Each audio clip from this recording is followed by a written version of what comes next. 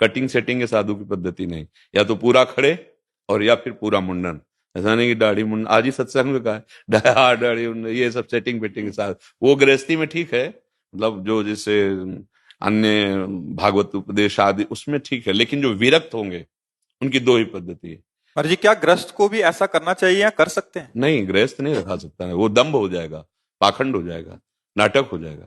आप अपनी पद्धति से रहिए। अब गृहस्थी में बाबा जी के बंद करने जिस, देखो, जब नकली पुलिस का वेश कोई धारण करता है ना, तो असली पुलिस वाले में जब फंस जाता है थप्पड़ मार के वर्दी उतार के उसे कानून में अंदर भेजते हैं।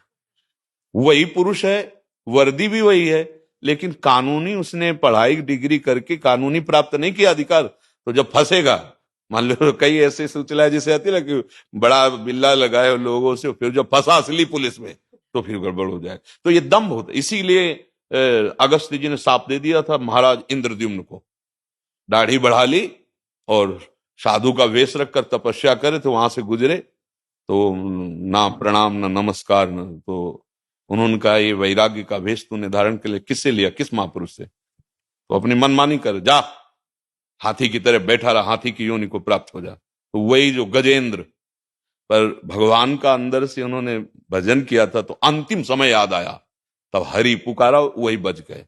ऐसा नहीं, मनमानी नहीं कि हम बाबा जी की तरह भी नहीं, गृहस्थी में गृहस्थी की तरह रहो, विरक्ति में गृहस्थी की तरह नहीं, विरक्त की तरह रहो।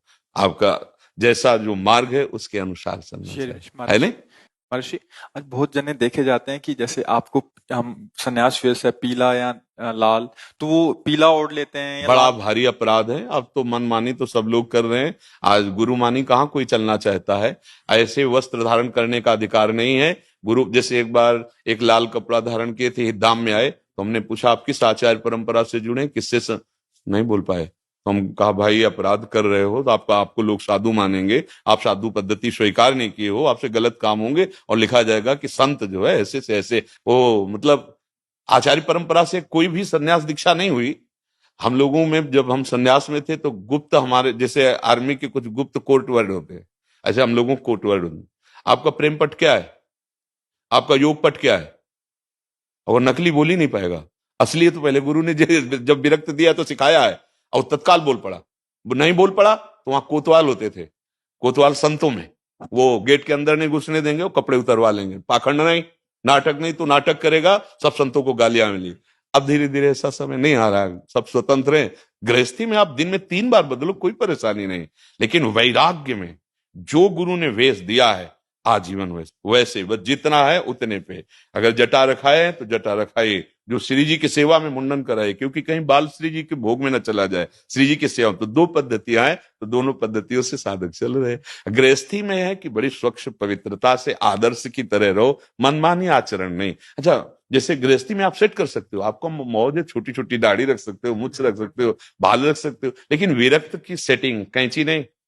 उसके लिए फिर जैसा जग रहा है वैसे जगने दो, वैसे ही, या फिर पूरा मुंडन करवा लो, ऐसा चलता है। और मनमानी वेश बिल्कुल नहीं धारण करना चाहिए। क्यों वेश धारण करो, आपका वेश कोई निंदनीय क्या? अरे इस वेश में आप महात्मा है, सच्चे आचरण कीजिए। संत के मार्ग में चलना बड़ा कठिन है। संत का वेश धारण कर लेने मात्र से भगवान की प्राप्ति नहीं होती, संत मार्ग है। उस मार्ग में तो 2 मार्ग हमारे हैं, हमारे पिता मतलब प्रभु परमेश्वर ने 2, एक निवृत्ति एक प्रवृत्ति। तो निवृत्ति मार्ग में हम जितने भी संप्रदाय के हैं, लाल पीले नीले जितने भी, ये सब निवृत्ति मार्ग के पथिक हो गए। प्रवृत्ति मार्ग आप गृहस्थी में तो अपने अपने मार्ग से चले, पर हम दोनों घर पहुंचते हैं एक ही, हम दोनों के मिलने वाले पिता एक ही हैं, हम दोनों का आनंद एक ही है, पर अपने मार्ग को सही ढंग से समझ कर चले, तब वस्तु की प्राप्ति होती है। गृहस्थ धर्म बड़ा वंदनीय धर्म है। एक बार हमने वर्णन किया था इसे एकांतिक में कि हम जितने